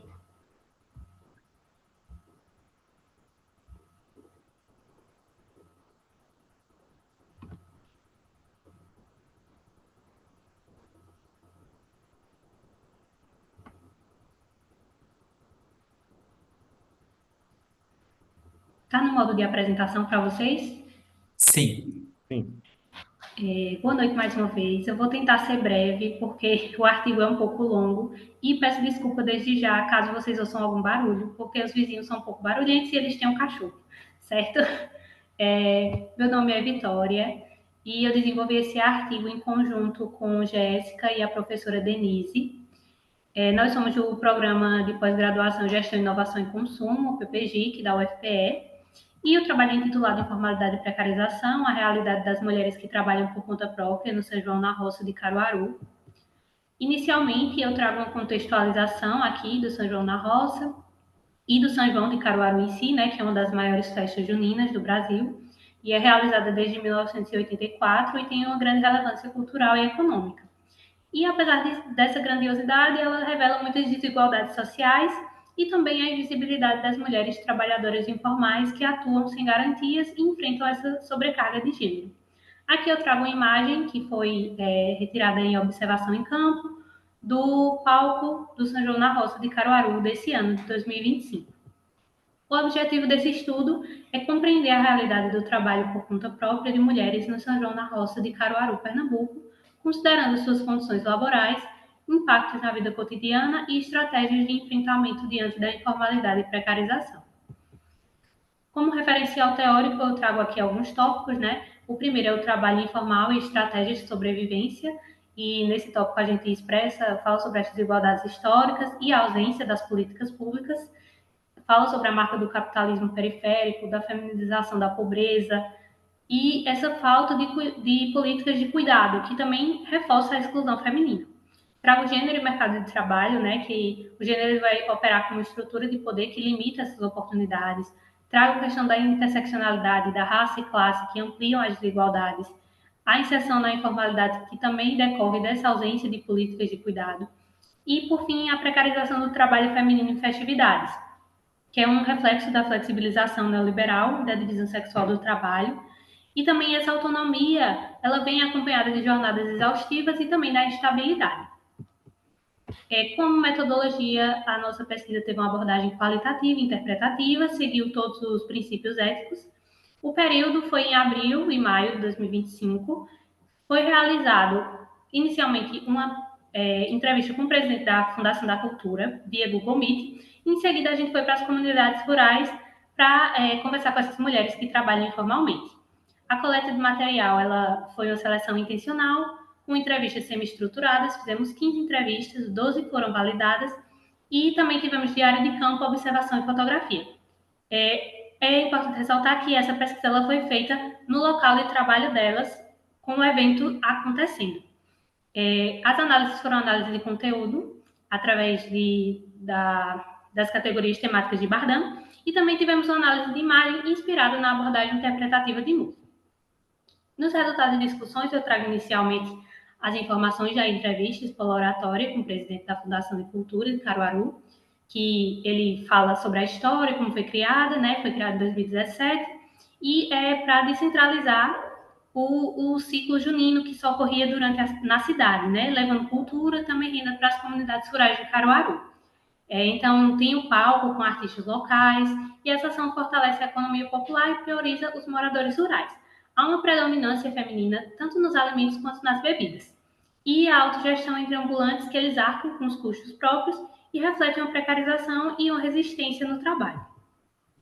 Os dados sociodemográficos das mulheres, a idade foi de 24 a 58 anos, a escolaridade a maioria possuía ensino médio, apenas uma tem ensino superior, de estado civil a maioria era casada, solteira ou divorciada, e também a maioria tinha filhos ou era cuidadora de algum neto, com a renda familiar entre 1 a 2 salários mínimos, e de formalização apenas uma possuía MEI. E a atividade nas festas é o principal ou a única fonte de renda. Então, aqui eu trago as categorias que foram identificadas no projeto. A primeira é a informalidade como refúgio diante da precariedade formal. Eu trago aqui as falas delas de modo integral, apenas com alguns recortes, né, que foram retirados. Eu já trabalhei e não é muito bom, não. É porque eles consomem muito da gente. Eu mesmo, quando eu trabalhava numa empresa grávida de 8 meses, eu fui obrigada a fazer serão até 10 horas da noite. Porque um salário não dá para sustentar uma família, não, viu? uma pessoa que vive de salário, eu acho que passa fome. Essa foi a entrevistada 5 e a entrevistada 3. Então, esses relatos eles vão expressar que a nova divisão sexual do trabalho, né, que mantém as mulheres em ocupações instáveis sobre a aparência de inclusão. Então, a informalidade, ela romantizada, ela vai surgir como essa única forma de conciliar o sustento e o cuidado. Aqui eu trago uma imagem, o isopor improvisado utilizado por vendedoras informais de São João do Caruaru, na roça, e ele simboliza o ethos do trabalho informal, né, que é uma autonomia relativa, o improviso e a invisibilidade. Então, como destaca o uso, a imagem é o vestígio do social e da anúncia política, revelando a precariedade romantizada das mulheres que sustentam a festa sem condições dignas. A próxima categoria é a rotina invisível da dupla jornada entre a casa e a barraca. A entrevistada 10, ela fala que acorda 4 horas da manhã, deixa tudo pronto, de 7h30 ela sai de casa, de 8 ela está no trabalho. E quando não está na barraca, trabalha como diarista. E a entrevistada 2, ela fala, olha, a gente sempre deixa um pouco a desejar em casa, nesse lado, porque quem trabalha com isso não pode estar 100% em casa. Eu tenho que conciliar porque não tem ninguém que faça nada, sou eu e eu. Aí a rotina é triplicada. Essa temática ela vai se alinhar com a análise de Frederick, que denuncia a invisibilidade do trabalho doméstico, né, que é a base da reprodução social, e Kergoat também aponta a divisão sexual do trabalho, que impõe às mulheres, sobretudo negras e pobres, o acúmulo de funções. A próxima categoria, violências cotidianas, assédios, medos e silenciamentos. Mais ou menos, a entrevistada 2. Você não está 100% seguro em canto nenhum, né? Principalmente numa festa que tem todo tipo de gente bebendo, e assim, tem garrafa, entendeu? Então você sempre está exposto. Então não está 100% segura nunca. E a entrevistada 15, chega esses caras que bebem um pouco a mais, né? Eles vêm perturbando, mas é como eu falo, a gente tem que ter paciência, saber conversar, que tudo se resolve. Então, Crash, ela mostra que gênero, raça e classe, elas se entrelaçam, ampliando a vulnerabilidade de mulheres periféricas. Mesmo em festas populares, a violência simbólica ela vai naturalizar essas desigualdades e impõe a vigilância à presença feminina. Um ponto importante aqui é que quando a gente falava sobre assédio, elas não entendiam algumas situações como assédio, né? Elas não entendiam essas situações como assédio e acabavam naturalizando isso. Orgulho, pertencimento e resistência. A entrevistada disse que gosta muito, já se acostumou com essa vida e queria uma vida melhor, não precisa trabalhar, mas que gosta. A entrevistada 7, ela disse que se sente orgulhosa porque é uma vencedora, uma guerreira. E a entrevistada 9, ela disse, olha, eu gosto muito de trabalhar aqui, para mim é uma fonte de renda. Então, esse orgulho ele pode ser lido tanto como estratégia de resistência, como um modo de construção do sentido frente às ausências de alternativas, né? Safiotti alertava desde 1987 que a forma como o capitalismo patriarcal coage as mulheres a aceitarem relações de trabalho precárias sobre a falsa ideia de autonomia. Aqui eu trago uma terceira imagem, o palco e os bacamarteiros, né? Que essa imagem acaba revelando uma predominância masculina e a ausência das trabalhadoras. Então, através da análise de Múzio, o que não se mostra também comunica. Então, a visualidade da festa oculta o trabalho feminino invisível que a sustenta. A próxima categoria é precariedade estrutural. De um lado, diz que eles dão todo o suporte, né? Entrevistada 8. Já a entrevistada 7, ela diz que a fiscalização é mais ou menos, que a segurança ela não vê muita, e ela tem que se defender sozinha. Então, essa falta de suporte, ela reflete a precarização neoliberal e acaba agravando pela sazonalidade e informalidade dessas festas juninas. Então, essa ambivalência nas falas, ela acaba expressando a precariedade institucionalizada, em que a ausência do Estado é naturalizada por elas, porque já é algo cotidiano. Nessa figura, então, eu trago a chegada dos bombeiros ao local, né, que ela simboliza uma atuação estatal tardia, como a entrevistada 7 mencionou, restrita apenas à emergência. Trago outra figura, que são essas barracas padronizadas distribuídas pela prefeitura para comerciantes da comunidade. No trabalho completo tem todas essas informações sobre as barracas, sobre o que a prefeitura oferece ou não. E essas barracas, elas sugerem organização, mas encobrem a fragilidade real das condições de trabalho, né? O enquadramento, ele legitima a presença simbólica do Estado, enquanto persistem carências de infraestrutura e segurança que foram mencionadas pelas mulheres. E a gente encontrou também racismo e interseccionalidade, né? Camadas de humilhação. Isso foi apenas uma das entrevistadas que falou, né? Ela falou que, em meio a discussões, foi discriminada pela sua cor e que ninguém chegou para defendê-la, que ela é descendente de escravos, mas que se orgulhava disso. Foi uma fala muito forte e muito completa, infelizmente não dá para falar inteira, né? Ela não pode, essa fala também não pode ser interpretada isoladamente, né? Porque ela expressa a vivência de uma estrutura racista que persiste e que ainda considera o corpo negro como invasor, que ele não deveria estar ocupando aquele espaço. E a rede de apoio e sororidade, né? Aqui tem três falas, a entrevistada 3, eu mesmo esqueci do pano de prato hoje, uma menina me arrumou, a outra também arrumou, fiquei com 3. E a entrevistada 10, aqui a gente sempre está cuidando uma da outra. Pode ver que aqui é só mulher trabalhando, aí aqui é uma cuida da outra. Então, por isso dá tão certo. Então, essas experiências de ajuda mútua, elas expressam que Gonzalez, ela define como prática política cotidiana das mulheres negras, né? Que é um fazer coletivo que sustenta a vida diante da ausência de Estado. E aqui trago uma figura da mulher e o esposo trabalhando juntos, né? A cena ela sugere o apoio conjugal, mas trazendo a análise de Múcio, ele também expõe a invisibilidade do trabalho feminino, que mesmo quando é compartilhado, revela tensões entre o cuidado e a desigualdade.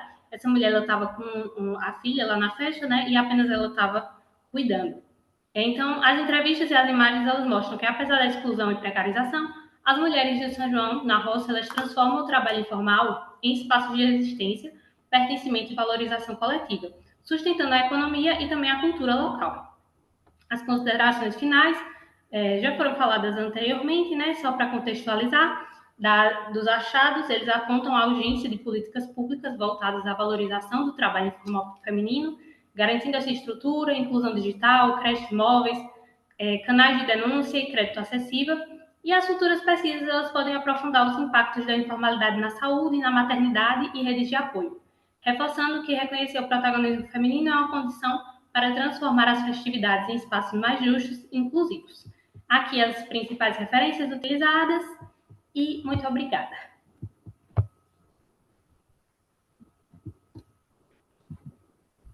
Estou tentando. Obrigada, Maria, pela apresentação. Não queria sair. Eu acho que foi. Eu Deixa vou eu fazer só um parar comentário. de Não sei se o professor Davi apresentar. quer fazer um comentário antes.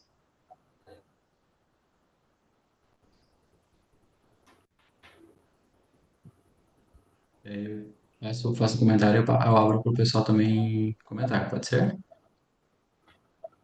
Eu gostaria só de reforçar, porque o seu trabalho ele caminha muito em direção ao que alguns estudos estão trazendo, e é algo novo para o campo, e assim, dá para trazer uma atenção e avançar um pouco nessa discussão, e eu acho que é muito interessante você ter um material muito rico para isso, que é talvez ampliar um pouquinho mais a análise temática, pensando no sentido que ela não vai dar conta do que você pode encontrar no campo. O que eu quero dizer com isso é que muitas vezes a gente vai para o campo com uma ideia para poder falar sobre essa realidade, só que a forma como aquele grupo que está no campo ele não entende com os termos e os conceitos da academia. Então, se nós chegamos e falamos sobre, por exemplo, assédio, violência, ou até mesmo você já sofreu algum assédio por gênero, né, pelo gênero, pela questão de gênero, a pessoa ela vai negar. Mas ao longo da entrevista você percebe vários momentos que esse assédio ele se anuncia, ele está aparecendo. Então, de certa forma, a análise temática ela tem acaba atrapalhando nesse processo da gente conseguir analisar o que está oculto, que muitas vezes vai se apresentar, né, tem essa denúncia que está no próprio discurso, mas que talvez a gente consiga de uma forma mais não tão engessada, com técnicas tão engessadas, a gente consiga encontrar esses detalhes que falam muito daquela realidade. E que quando você olha a quantidade de entrevistas, por exemplo, você percebe que não é individual, acontece com muitas. Então, eu acredito que é um material muito rico, talvez ampliar um pouquinho. Só mais uma questão, eu fiquei preocupado porque eu não identifiquei sobre a questão do comitê de ética. Não sei se o seu interesse posteriormente é fazer uma publicação desse trabalho. Se sim, eu recomendo que talvez vale a pena considerar, principalmente pensando na questão da LGPD, porque dependendo da revista eles acabam tendo solicitando o comitê de ética. Mas parabéns pelo trabalho. Obrigada. Gente, eu não sei se vocês conseguem me ver ou ouvir. Travou tudo aqui. Vocês conseguem? Estamos te ouvindo. Certo. Eu não tô. Não sei se eu ainda estou apresentando. Tá parada na tela do PowerPoint. Porque tá uma tela preta. aqui para mim. Se vocês conseguirem daí tirar minha apresentação, seria ótimo. Se não, após os comentários, eu vou sair da reunião e vou entrar novamente.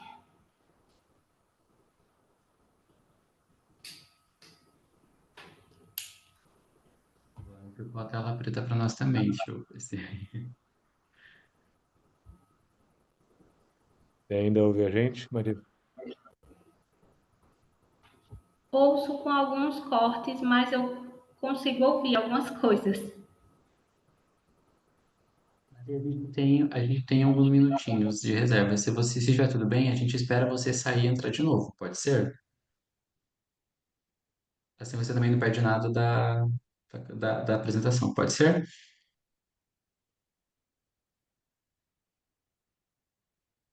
Acho que esse microfone está desligado.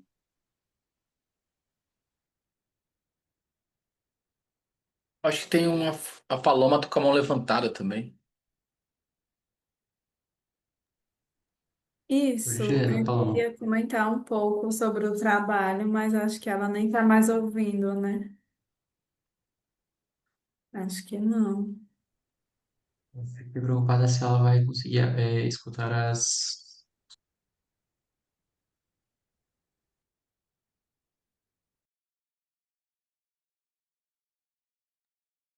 Talvez a gente possa seguir, né? E aí, no finalzinho, dá mais alguns minutos. O que que você acha, Kira? Nós estamos com um tempo, uma sobrinha, então dá sim, dá pra gente seguir, acho que funciona.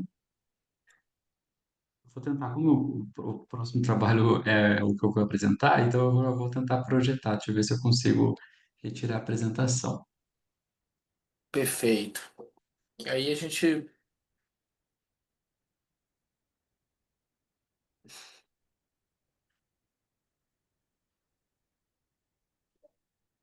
Querendo muito voltar no Recife, voltar no Pernambuco aí para conhecer tantos trabalhos legais aí. Parabéns, viu, pessoal? Que GT rico, né? Diverso e interessante, né? Muito aprendizado aqui. Agradeço a vocês, viu? Bons trabalhos, parabéns. Estou conseguindo visualizar a tela? Ainda Sim, congelou. Ah, acho tá aqui, que ó. Já entrou o seu. Entrou só o não seu está em aqui. tela cheia. É. Eu vou tentar colocar no modo apresentação, só um minutinho. Agora foi. Deixa eu ver. A gente continua vendo o navegador. Agora sim, foi. Foi. Sucesso. Um delay aqui. Bom, pessoal, eu vou apresentar esse trabalho. Deixa eu deixar aqui do lado o, o Meet, que senão eu não vou conseguir visualizar a tela.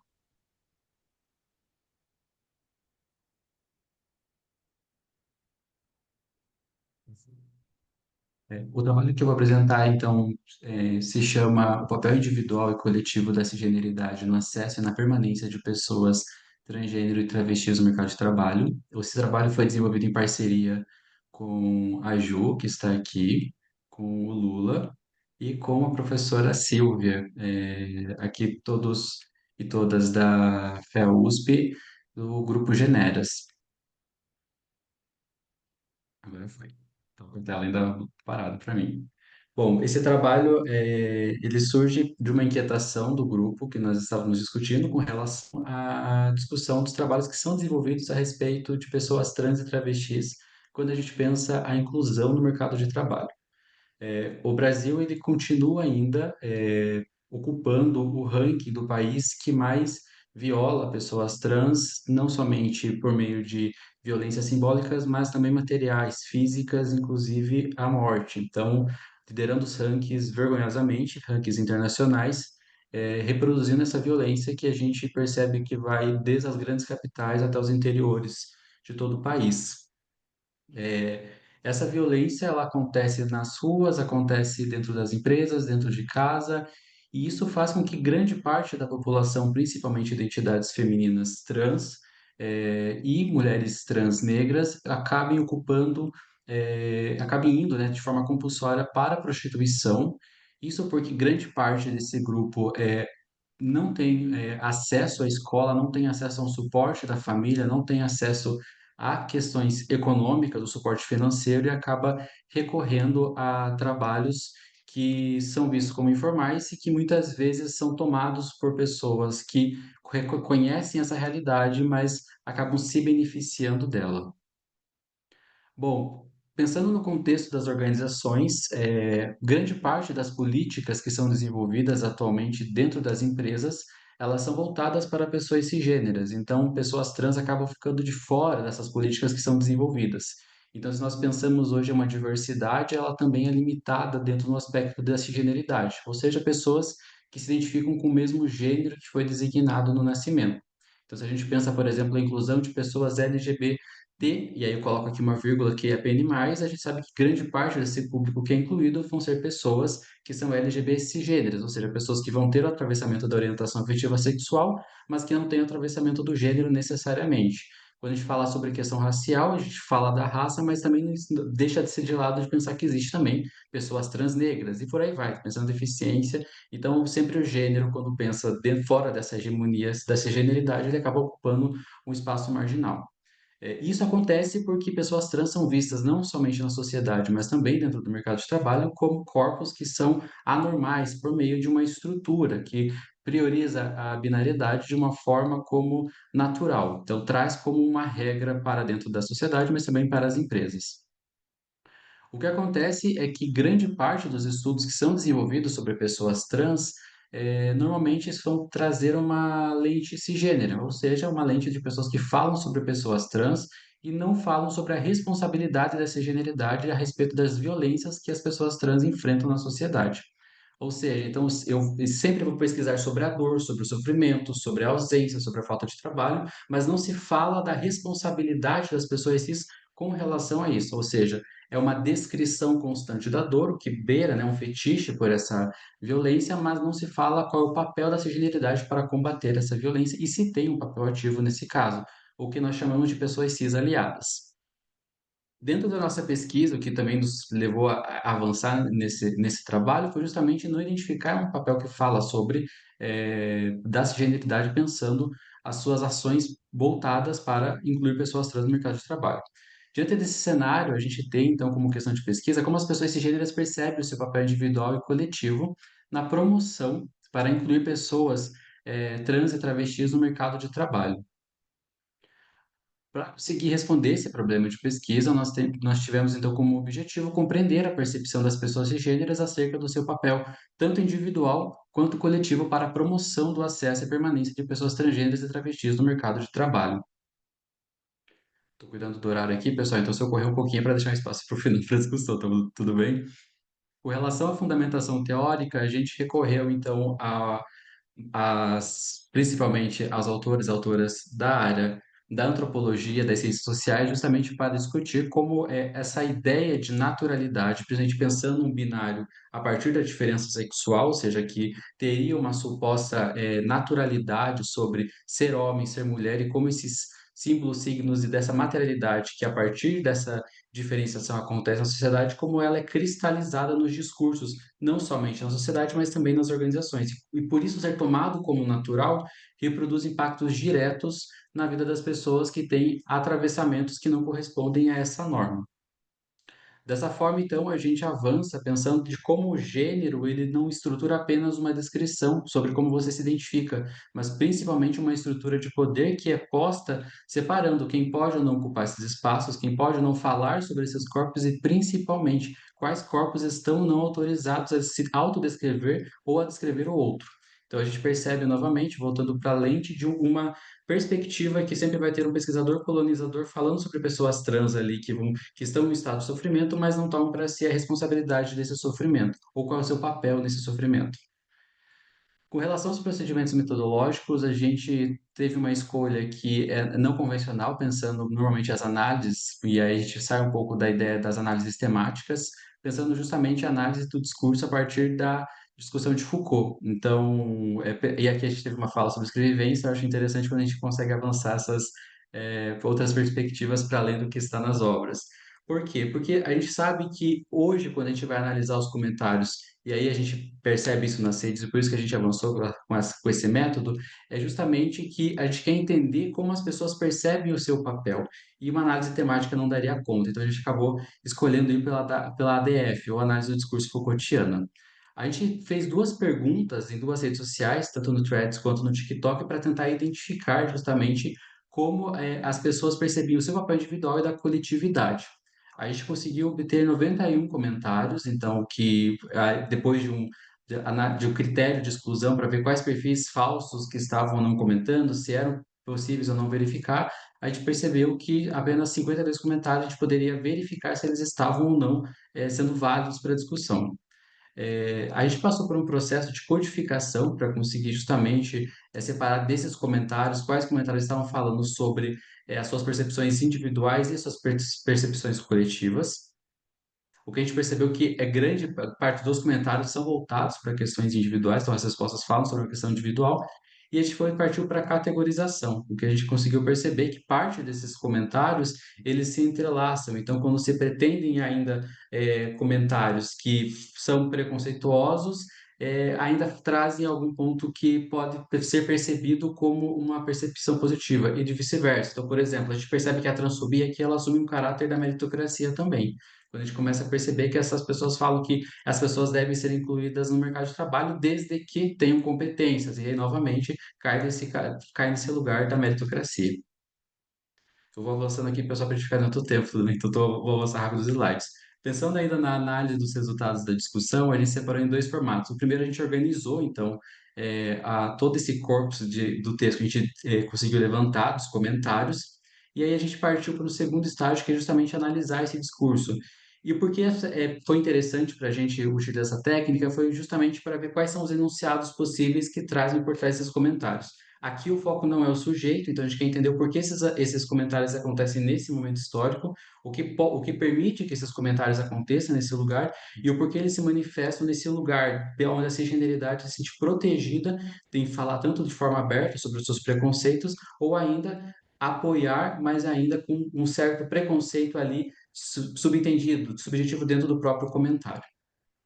A gente traz como também dentro, após os resultados, a gente traz uma proposta de agenda futura para estudos, justamente pensando como a gente pode avançar nessas discussões, pensando o papel da cisgeneridade na inclusão de pessoas trans no mercado de trabalho. Eu não vou ler toda a gente, porque é bastante, então eu vou tomar todo o tempo aqui. E por fim, a gente traz aqui como conclusão a complexidade que envolve quando a gente pensa a responsabilidade dessa genialidade na inclusão de pessoas trans e travestis no mercado de trabalho e principalmente como esse preconceito ele passa por não somente a complexidade na própria enunciação, mas também como ele é entendido, ou seja, como ele dentro do papel individual ele ocupa um espaço diferente do papel coletivo quando ele é enunciado em uma análise do discurso. Essas foram as referências utilizadas no trabalho, que são todas, também não vou fazer a leitura, e eu vou deixar agora aberto para o Lula ou a Ju complementarem se tiverem algo a acrescentar.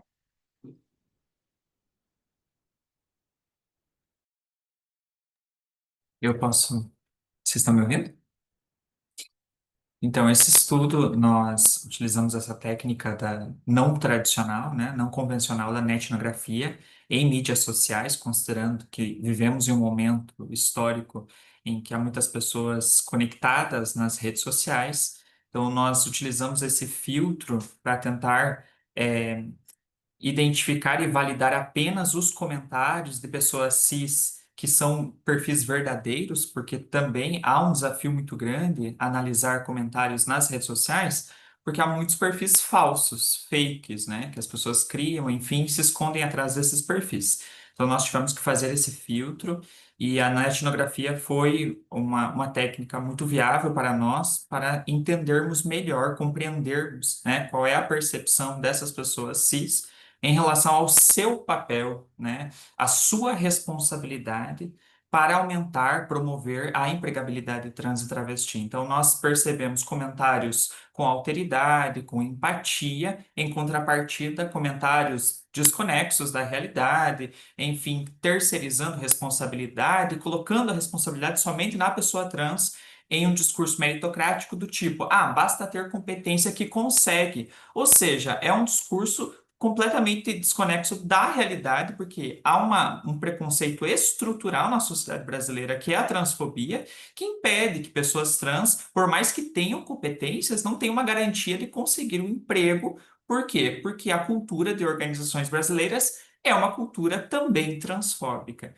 Então, nós percebemos isso, tanto de um lado positivo, uma tendência em pessoas terem maior empatia e também buscar compreender a realidade de pessoas trans, travestis no Brasil, mas em contrapartida, uma outra realidade vinda, sobretudo, de homens brancos cisgêneros que se colocam num lugar de sem empatia, com um discurso meritocrático. É isso, gente. Lula, não sei se gostaria de... Eu quero comentar bem rápido, é, porque eu, enquanto uma pessoa cis, né, participando de um estudo desse, e analisando esses comentários, o impacto é muito grande, né? Você tem que passar e repassar os comentários, né? E aí eu penso, ao mesmo tempo eu estou só repassando os comentários, né? Eu não vivo isso no meu dia a dia, né? Enquanto pessoa cis. E eu queria trazer só três exemplos de respostas que eu acho que valorizam principalmente a etnografia, né? Como aquele ambiente em que a pessoa pode expressar o que pensa, porque a internet não é terra de ninguém, né? Então, o primeiro é esse comentário que está nessa linha que junta tanto um comportamento de atitude excludente quanto uma ação coletiva para a inclusão. Ele começa assim. O que eu faria, né? Investir na formação técnica dessas pessoas. Interessante, uma ação coletiva para a inclusão, ok, mas ele continua. Porque não adianta nada pregar a inclusão desse público no mercado de trabalho se esse público, por sua grande maioria, não tem a capacidade técnica para estar no mercado. O primeiro passo deve estar aí. Então, é um exemplo dessa intersecção. Eu queria trazer outro que dói muito, que não é da minha conta, não sou obrigado a ajudar esse tipo de pessoa, então eu não ajudaria em nada. Então esse daí é um que mostra, né, o que é a transfobia nua e crua, né, escancarada. E por último, eu queria trazer um que traz essa coisa da meritocracia, né? Eu, nada. As pessoas têm que ser contratadas pelos seus méritos e por suas escolhas sexuais. E não por suas escolhas sexuais. Sou contra cotas. Então, a pessoa mistura tudo ali, né? Dentro do artigo, esse quadro que traz todos os comentários, eu acho ele muito, muito, muito interessante e doído, né? E dolorido.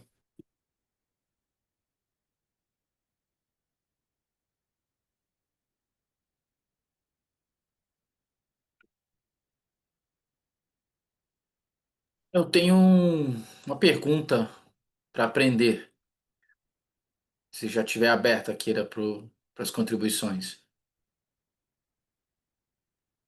Sim. Gente, parabéns pelo trabalho, né? Robusto, inclusive também do ponto de vista teórico. Parabéns aí, semelhante dos demais. Eu tinha uma pergunta para vocês, se vocês percebem também. Claro, eu acho que a pergunta vai ser respondida imediatamente, mas eu queria que vocês falassem um pouco mais sobre isso. Sobre se vocês percebem algum recorte de classe em relação à transfobia no meio organizacional e no meio da alocação, distribuição e qualificação para a ocupação dos postos e oportunidades. Que eu queria saber se vocês identificaram, se ao longo da pesquisa vocês entendem que quanto maior for a renda da população, aumenta o nível de. Se isso chegou a ser pensado na pesquisa de vocês, vocês estão pensando isso. Porque essa segmentação também de renda e riqueza talvez possa revelar também algumas diferenciações, talvez, nas formas transfóbicas que criam barreiras à alocação de oportunidades de emprego e trabalho. Que eu me preocupo um pouco com isso também, como que a gente liga a transfobia a também um conflito de classe. Não sei se isso faz sentido para vocês. Eu estou perguntando, me perdoe se eu estou cometendo algum equívoco, erro, mas eu fiquei muito curioso de saber se vocês estão também pensando um pouco nisso. E eu achei a etnografia fantástica, tá, pessoal? Porque eu é um, é, sei lá, parece que capta uma intuição, né? Você consegue captar o que as pessoas pensam sem filtro. Elas ficam sem medo de responder porque não existe uma coerção institucional, não sei. Não existe uma institucionalidade formal, não existe um enfrentamento cara a cara. Então elas ficam mais soltas para expressar seus absurdos mais íntimos, vamos dizer assim. E eu acho muito corajoso vocês terem feito isso, porque deve ter levado alguns caminhos na pesquisa de verificação de certos horrores, assim. Não sei se isso também passou um pouco na pesquisa de vocês, porque à medida que a gente vai levantando os depoimentos, alguns chocam a gente, outros não, como há pouco o Lula falou, né?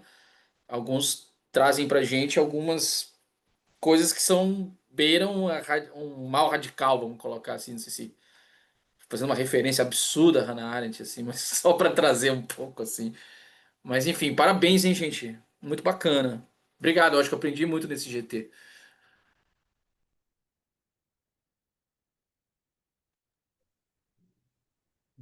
Posso responder, Ju, o Lula quer responder?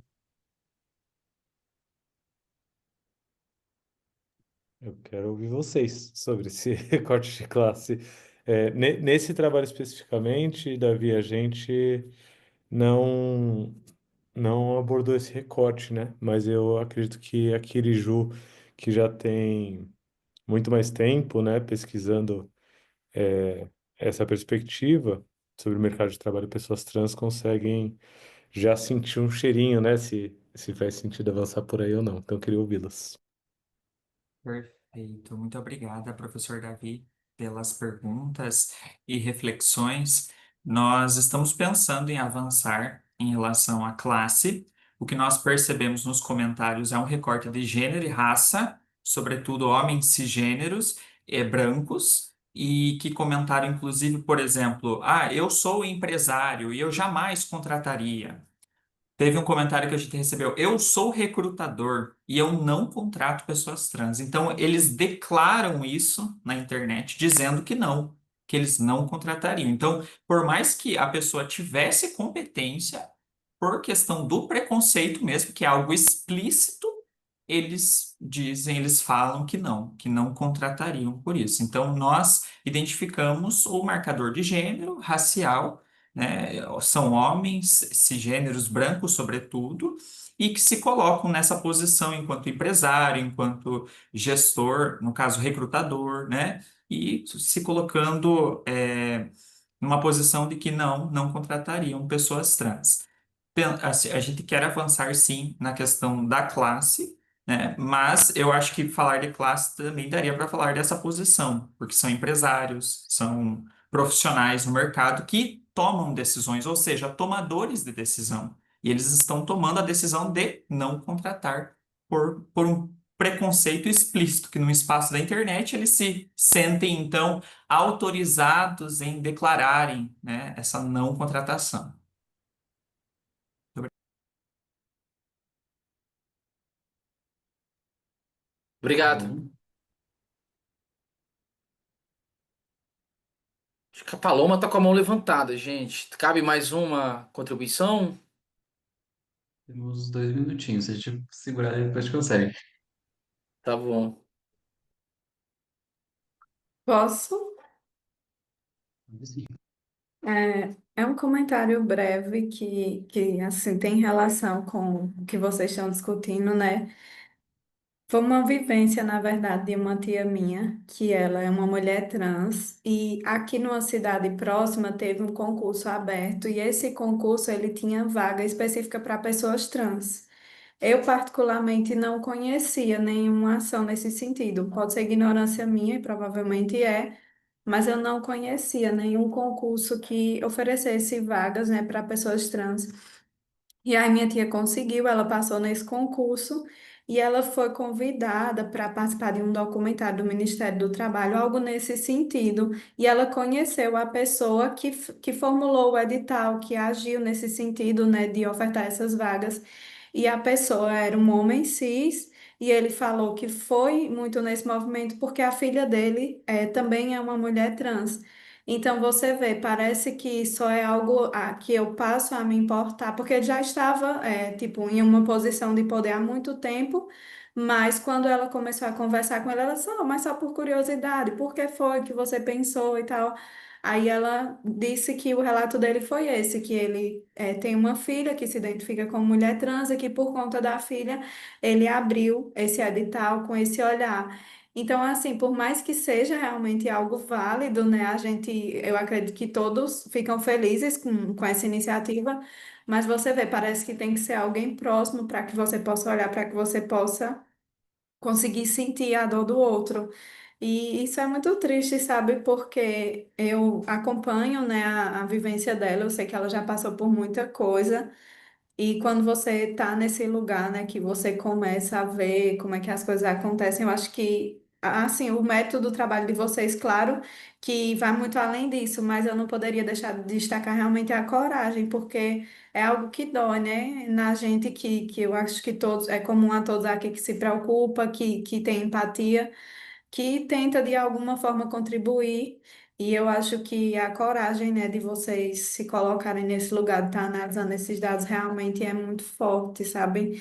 Porque para mim, particularmente, ia ser uma coisa muito ruim de vivenciar. Eu já vivenciei situações com ela, dela não poder usar um banheiro feminino, e eu sempre brigo, porque eu não consigo me calar. Eu ia com certeza rebater esses comentários, assim, eu não sei se seria uma pesquisa fácil para mim de ser realizada, porque eu sempre tento somar, né, a essa luta. Enfim, eu achei bem interessante. Queria parabenizar o trabalho de vocês e deixar esse comentário aqui também.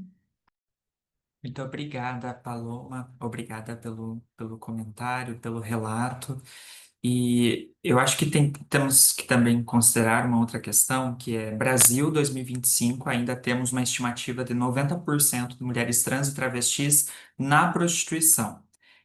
Utilizam da prostituição como fonte primária de renda, ou seja, não é uma escolha, é a única alternativa que tem ali, é o que tem, né, para poder sobreviver, para poder conseguir comer.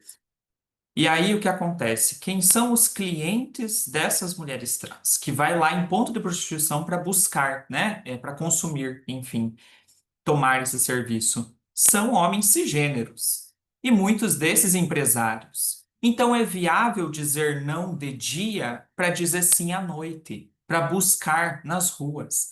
Então eu estou agora também me aprofundando em análise de vídeos, porque há mulheres trans em prostituição que elas filmam e elas relatam o seu dia a dia na prostituição.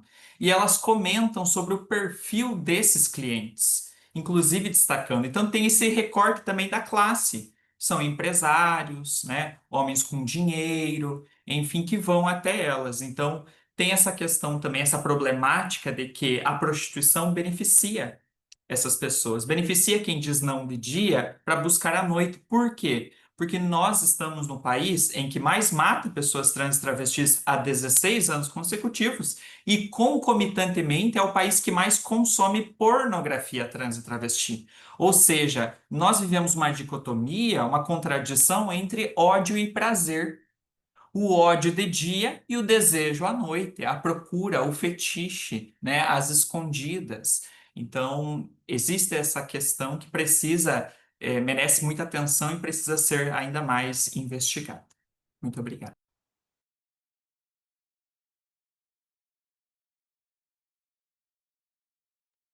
Excelente. Excelente ponto. Akira, eu acho que a gente chega ao final, né? A gente pode encaminhar para o encerramento. Eu faria a proposta de tirar um print, então, se quem puder abrir a câmera, para a gente poder registrar esse momento. Eu queria Finalizo fazer só dizendo que um. Desculpa, Akira, falei, foi mal. eu fico feliz só, fazer um comentário rápido, que Claro. eu percebi que nessa sessão a gente está tensionando os métodos. Isso para mim eu fico muito feliz, porque é sobre isso. Às vezes a gente vai, né, no livro de métodos, naqueles que são os comuns, a gente não encontra algo que a gente se sinta abraçado para poder falar, isso vai servir para minha pesquisa. Eu acho que é isso, é um pouco de não tentar encaixar aquela realidade no seu método, mas tentar desenvolver um método para aquela realidade. Eu acho que é isso. Então, eu fico feliz de encontrar aqui nesse encontro os métodos sendo tensionados. No método também tem uma batalha epistêmica, né? Então isso é importante. Eu queria agradecer e dizer assim que um grupo tão de jovens pesquisadores, gente, não é nenhum etarismo, tá? Mas vocês são jovens pesquisadores, tá bom?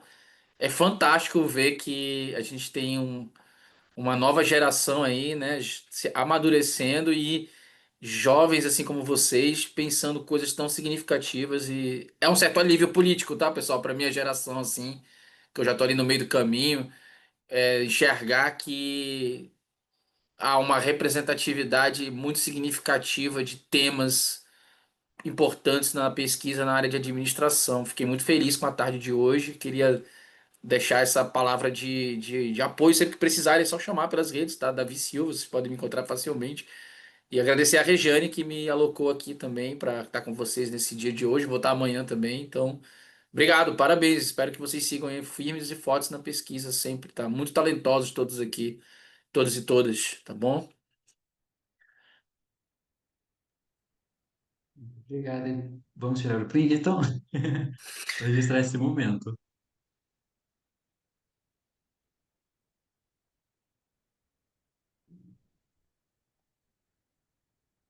O que foi, gente? Mandou lá no grupo.